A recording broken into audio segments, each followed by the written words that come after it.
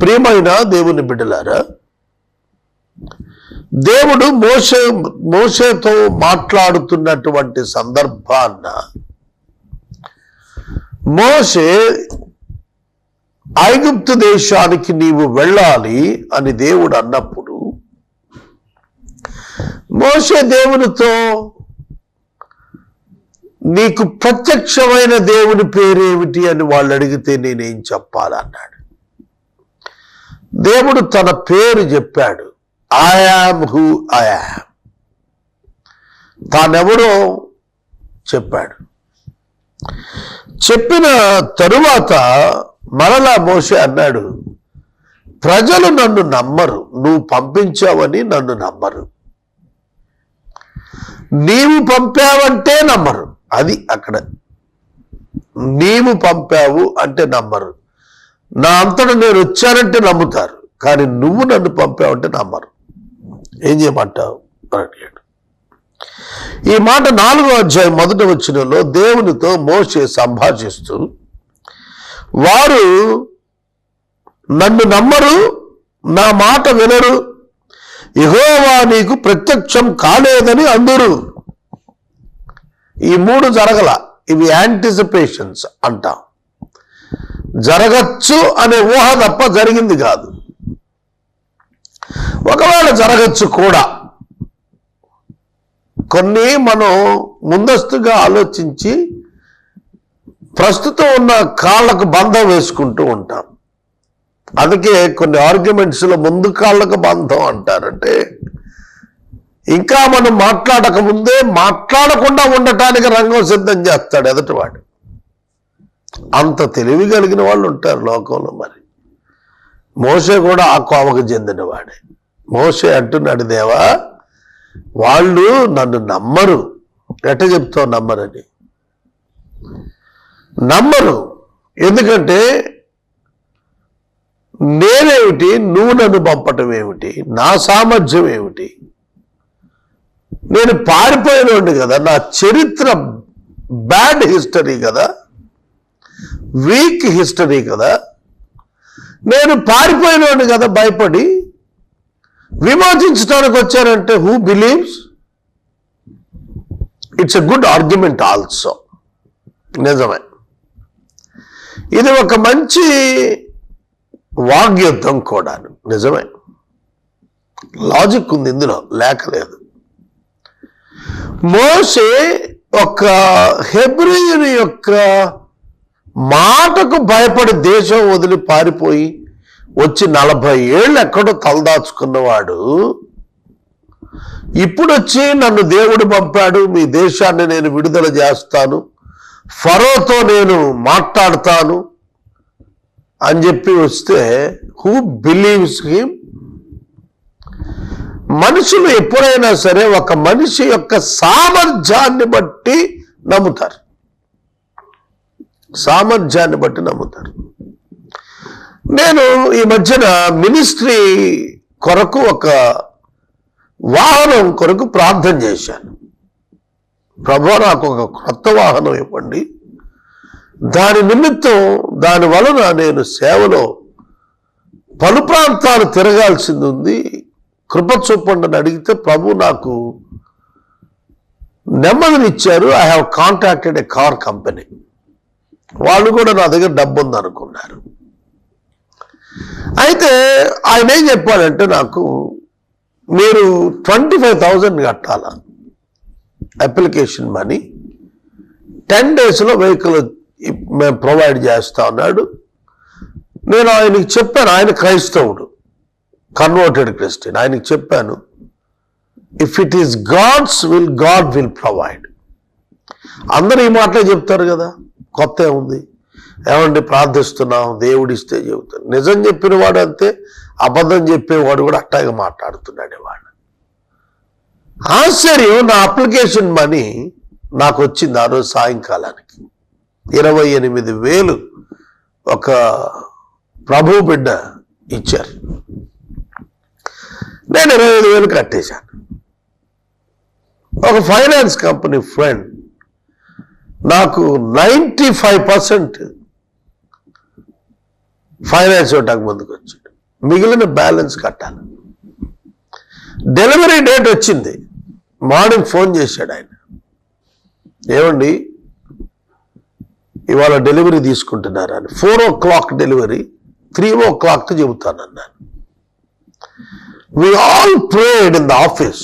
మేమందరం ప్రార్థన చేస్తున్నాం. మా దగ్గరకు 27,000 వచ్చింది అప్పటికి. We are praying. 3 గంటలకు మేము చెప్పేస్తాం. ఇక ఒకటే కండిషన్ ఏంటంటే, lord we don't want that. If you can't help us, we don't want that. మీకు విషయం చెప్పనా, నేను డబ్బు అడిగాను. లిటరల్గా మేమందరం డబ్బు అడిగాం. దేవా డబ్బు పంపు, డబ్బు పంపు, డబ్బు పంపు. కానీ దేవుడు డబ్బు పంపలా. 2 గంటలకు ఫోన్ వచ్చింది కంపెనీ నుంచి, మీ దగ్గర ఎంత డబ్బు ఉంటే అంత కట్టి మీరు వెహికల్ తీసుకెళ్ళటానికి పర్మిషన్ ఇచ్చారు అని. మా దగ్గర ఏముందండి 27,000. అటు ప్రయత్నం ఇటు ప్రయత్నం చేసాం. ఇంకో ఫ్రెండ్ 10,000 ఇచ్చాడు ఒక అరగంటలో వచ్చి. 37,000తో ఏం తీసుకొస్తామండి బండి. 2 గంటల సమయంలో ఓకే మా దగ్గర ఎంత ఉందండి అని చెప్పాం. వాళ్ళు రమ్మన్నారు. Okay you can pay the money next time, when ever you have money you can pay అన్నాడు. వెహికల్ తీసుకెళ్ళమన్నాడు. నేను ఇది సాక్ష్యంగా చెబుతున్నాను, వినండి జాగ్రత్తగా. వెహికల్ తీసుకెళ్ళమన్న తర్వాత వెహికల్ ఓకే వెళ్తాం, వెనక్కి రాటకెట్లా? వెహికల్ తీసుకొని ట్యాంకులో ఆయిల్ కొట్టించాలి కదా. నేను లంచ్కి వెళ్ళిపోతూ చెప్పాను ప్రేయర్ టీంతో, ప్రార్థన చేయండి ప్రభు డబ్బులు ఆయిల్కి ఇస్తే పోతాను, లేకపోతే లేదు. ఒక దైవజనుడు పెళ్లి కార్డు తీసుకొచ్చి ప్రేయర్ చేయించుకొని 2,000 ఇచ్చాడు. ఆయన సేవకుడు. పెళ్లి కార్డు ఇచ్చి 2,000 డబ్బులు ఇచ్చేవాడు ఎవరు వస్తారు? ఆ 2,000 తీసుకుని వెళ్ళాం. We brought the vehicle. తర్వాత ఏదో చేసి కట్టాం. నేను మనవి చేస్తున్నాను, దేవుని కార్యాలు భిన్నంగా ఉంటాయి. కానీ మనమేమో భిన్నంగా అడుగుతూ ఉంటాం, భిన్నమైన ఊహలతో ఉంటాం. కానీ దేవుడు ఎంత కనికరం గలవాడంటే, మోసే ప్రశ్నకు 3 రకాలుగా తాను అన్నదాన్ని అర్థం చేసుకుని దేవుడు ఈ ప్రజలు నమ్మాలి అంటే, ఒకదానికి నమ్మకపోతే, 2వ దానికి నమ్మకపోతే, 3వ దానికి నమ్ముతారు. ఇక అక్కడి నుంచి వరుసగా మోసే ఫరో దగ్గరికి వెళ్ళటం రావటం ఇవన్నీ జరుగుతూ ఉంటాయి కదా. కాబట్టి దే ట్రస్ట్ యూ. దానికి ఆయన ఏం చేస్తున్నాడంటే కొన్ని అద్భుతాలు చేయించాడు అక్కడ. ఈ దేవుడు ఎంత ప్రేమ గల దేవుడు, అది నేను చెప్పాలనుకుంటా. What is the need of the people to believe? Why should they believe? Because they has to leave the Egypt. They has to follow Moses. So God has to make the people to believe. Simple. ప్రజలు నమ్మకుండా రారు. దేవుడు చెప్పాడు అనగానే విశ్వాసంతో వెనకబడి రావటానికి వాళ్ళే సమృద్ధిలో లేరు, దాస్యంలో ఉన్నారు, భయంతో ఉన్నారు, వణికిపోతున్నారు. ఐగుప్తీలంటే వాళ్ళని ఎదిరించి బయటకు రావటం సాధ్యం అవుద్దా? Sociological conditions are so much weak. ఏమండి, ఇవాళ మనకు ఒక విమానయాన సంస్థ దాని బ్రోషర్స్తో వచ్చి, బ్రదర్ ఈ విమానం చాలా మంచి ఫీచర్స్ కలిగి ఉంది, మీరు కొనుక్కోండి అంటే మనం కొంటామండి?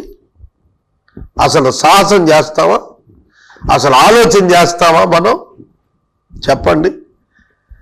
మన ఊహకు కూడా అందదు కదా అంత ఎక్స్పెండిచర్, అంత ఆదాయం, అటువంటి ఆర్థిక స్థితి.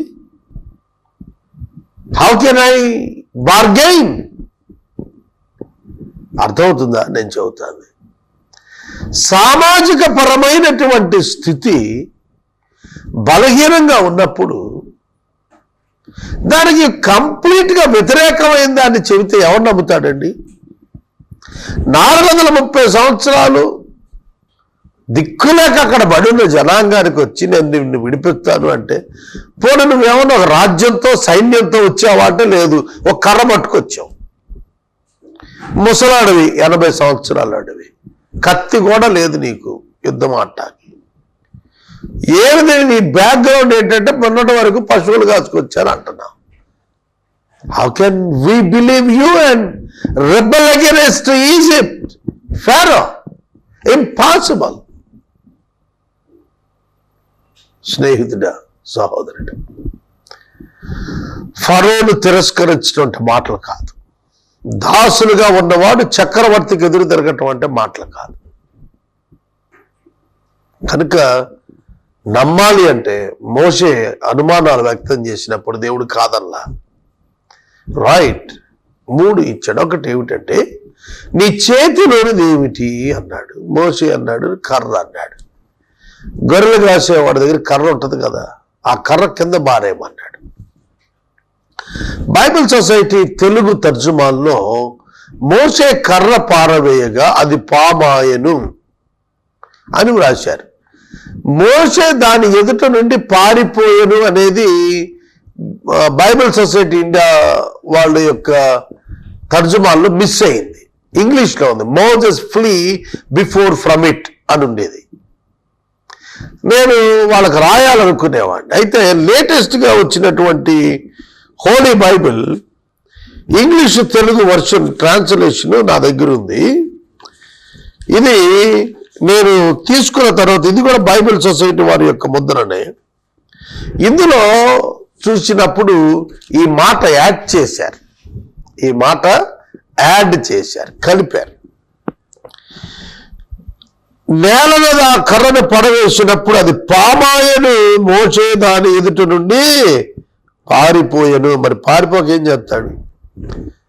చేతిలోని కర్ర పామైపోయి బొసగొట్టి వెళుతుంటే ఏం చేస్తాడు? పరిగెత్తుకొని వెళ్ళి ఆ తోక పట్టుకోవాలన్నమాట. ప్రభు చెప్పాడు దాన్ని తోక పట్టుకోమన్నాడు.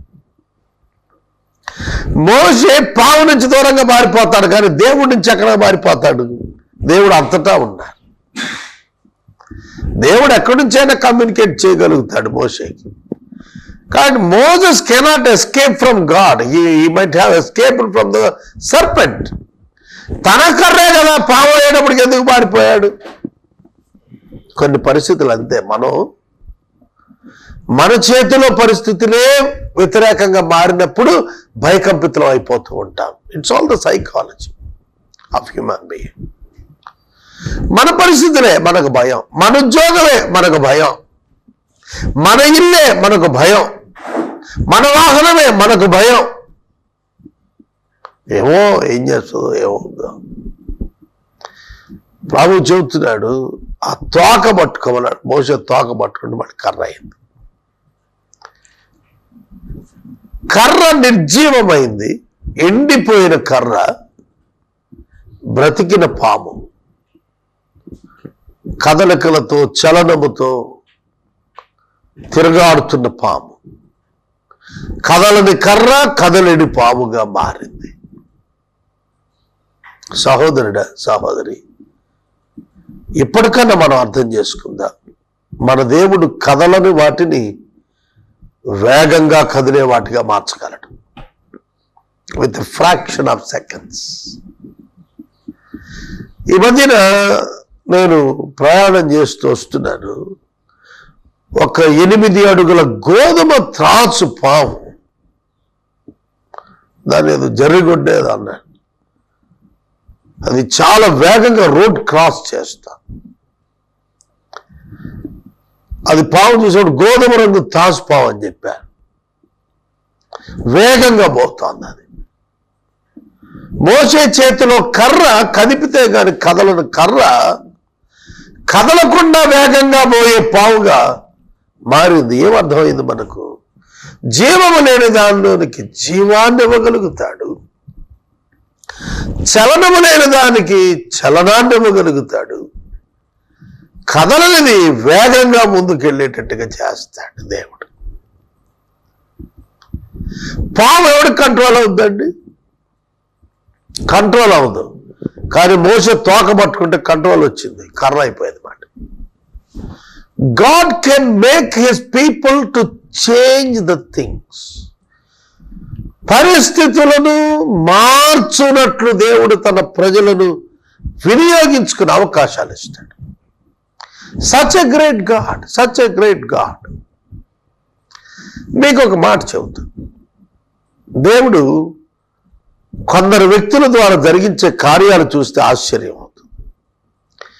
నేను ఒక కాలేజీలో ఫీజు కట్టడానికి వెళ్ళాను. అక్కడ మాట తేడా వచ్చింది నాకు, అడ్మినిస్ట్రేషన్. నేను చెప్పేశాను, మాట తేడా వచ్చింది, ఐఎమ్ గోయింగ్. నాతో బ్రదర్ వచ్చాడు, ఆయన నన్ను పక్కన నుంచోమని వెళ్ళి మాట్లాడించాడు. మాట ఎక్కడ తేడా వచ్చిందో దాన్ని సరి చేసుకొచ్చాడు. వెళ్ళి సరి చేసుకొని వచ్చి ఆ ఫీజు కట్టించాడు నాతో. తన పేరు రాశాడు అక్కడ. అర్థమవుతుందా? God is giving a person and the ability to a person to change the situations. మనం అర్థం చేసుకోవాలి, మన దేవుడు ఎంత గొప్పవాడంటే పరిస్థితులను పోరాడి విజయం సాధించి అనుకూలం చేసేటట్టుగా చేయగలుగుతాడు. నేను స్తబ్దుగా పక్కకుండిపోయాను, కానీ నా మిత్రుడు ఆ కార్యం జరిగించుకుని వచ్చాడు వెళ్ళి. దేవుని పని దేవుడు చేస్తాడు. నేను మౌనం ఉండిపోతే పక్కకుండిపోతే ఆపుతాడా? కనుక మన దేవుడు ఒక్క వ్యక్తిని బట్టి తన పనిని ఆపేవాడు కాడు. పని కొరకు ఆయన సమకూర్చేటువంటి దేవుడు. I praise God for this. మీ జీవితంలో మీ వలన కాని పనులు మీ జీవితం కొరకు ఇతరుల ద్వారా చేయించగలుగుతాడు. God can make the things possible in our life through other people. Through other people. It's a great lesson for us. ఇది గొప్ప పాఠం అండి మనకి. మనం చేయలేకపోతాం. మన కొరకు అనేకులను దేవుడు చేసేవారిగా తీసుకొని రాగలుగుతాడు. రెండవది, మోషే నీ చేయిని రొమ్మున ఉంచుకో అన్నాడు. ఆ చేయి రొమ్మున ఉంచుకున్నప్పుడు తీసినప్పుడు ఆ చేయి కుష్ఠము గలదై హిమముగా తెలగదు. కుష్ఠవ్యాధి సెకండ్లో వస్తుందా? దాని తీవ్రత ఒక్క క్షణంలో వచ్చేస్తుందా? మోసే వణికిపోయి ఉంటాడు తన చేతంక చూసుకొని. గుండె మీద చేయి పెట్టి తీసేటప్పటికి వైట్ తెల్లటి చేతిగా మారిపోయి క్షణంలో కుష్ఠం వచ్చేసింది. ఇవాళే కుష్ఠవ్యాధి అంటే భయపడుతున్నాం. 3500 సంవత్సరాల క్రితం కుష్ఠవ్యాధి అంటే భయపడను వాడు గజగజలాడి ఉంటాడు, ఏడ్చి ఉంటాడు, అమ్మో అనుకుని ఉంటాడు, బాబోయ్ అనుకుని ఉంటాడు. మీకు విషయం తెలుసా? నాకు అర్థమైంది ఏంటంటే ప్రజలను కన్విన్స్ చేయడం ఏమో తర్వాత సంగతి, ముందు మోషేని కన్విన్స్ చేస్తున్నాడు దేవుడు. అవును కదా? కర్ర బారేశాడు, పాము అయింది, తోక పట్టుకున్నాడు, కర్ర అయింది. Who convinced? Moses convinced to go. Moshe convince అవుతున్నాడు వెళ్ళటానికి. తర్వాత ఇశ్రాయేలు సంగతి ఆలోచిద్దాం. అసలు ముందు వెళ్ళేవాడే కన్విన్స్ అవ్వకపోతే, నేను వాక్యం చెప్తున్నాను కదా మీకు, మిమ్మల్ని నమ్మండి, యేసు ప్రభువు ఇలా చేస్తారు, సహాయం చేస్తారని. అది నా జీవితంలో నేను దాన్ని నమ్మకపోతే ఏంటి ప్రయోజనం? It will be a profession to me. నాకొక అది ఆ సేవా జీవితం నాది ఒక వృత్తి అయిపోతుంది, సేవ కాదు. అప్పుడు I should believe what I'm preaching. నేను నమ్మాలి నేనేం బోధిస్తున్నాను, నమ్మిన తర్వాత బోధించాలి. మోసే వెళ్ళటానికి ముందే ఈ దేవుడిని నమ్మి వెళ్ళాలి. రెండవది దేవుడు చెప్పారు, నీ కుష్ఠము చేయి రొమ్మును ఉంచుకోమంటే మళ్ళీ ఉంచుకున్నాడు, నార్మల్ అయిపోయింది. కుష్ఠవ్యాధి రావటం క్షణాన, కుష్ఠవ్యాధి మాయమవటం క్షణాన. పోనే ఇది తన భ్రమ అనుకుంటే ఒక్కసారి, భ్రమ అని అనుకుంటే ఒక్కసారి అవుతుంది.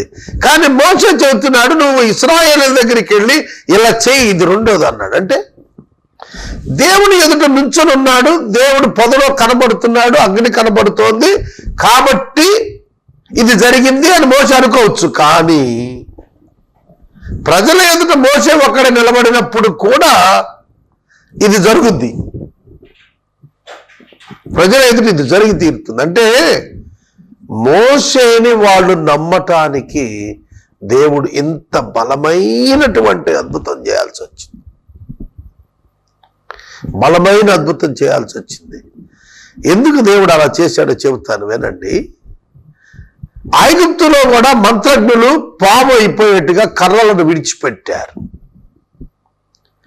కాబట్టి అది గొప్ప అనుకోవటానికి లేదనుకున్నారు. కానీ మోసే కర్ర పామై ఈ పాములను మృంగి మరలా మోసే చేతిలో కర్రగా అయినప్పుడు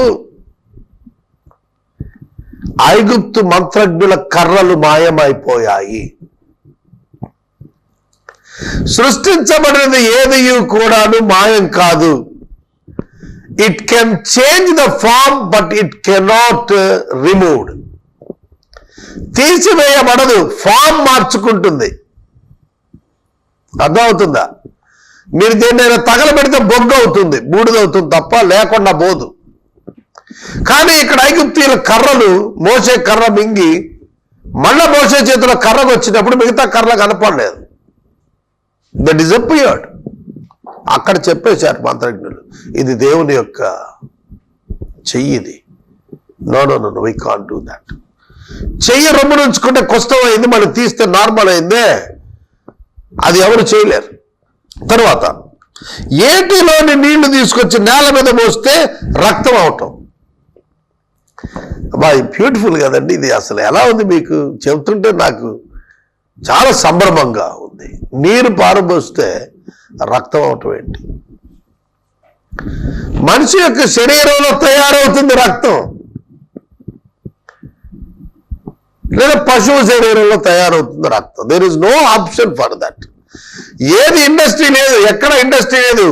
అందుకే దేవుడు అద్భుతం ఇచ్చాడు. ఇంకో చోట మారేది కాదు అది. మీకు గారడి విద్యలు చేసేవాళ్ళు ఉంటారు కదా, వాళ్ళు ఒక కర్చీఫ్లో నుంచి ఒక పావురం తెస్తాడు.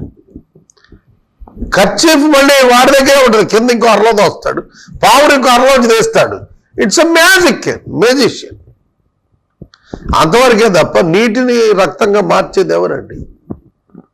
ఒక్క దేవుడే. దేవునికి తప్ప ఎవరికి ఆ శక్తి లేదు. నీటిని ద్రాక్షారసంగా మార్చి చూపించాడు క్రొత్త నిబంధనలో యేసు. మోషే దగ్గర నీటిని రక్తంగా మార్చాడు, టు మేక్ దెమ్ టెరిఫై. ఐగుప్తీయులను భయకంపితులు చేయటానికి దేవుడి అద్భుతాలను మోషేకి ఇచ్చాడు. God has given the power to perform the miracles before the Egyptians and the Israelites. ఇశ్రాయేలీయుల ఎదుట ఐగుప్తీయుల ఎదుట మోషే మహా అద్భుతములు చేయుట ద్వారా రుజువయ్యాడు. People are ready to follow Moses. People trusted Moses and they're ready to follow. రేపటి వాక్య ధ్యానంలో దేవుని గురించి మరిన్ని సత్యాలు నేను మనవి చేస్తా.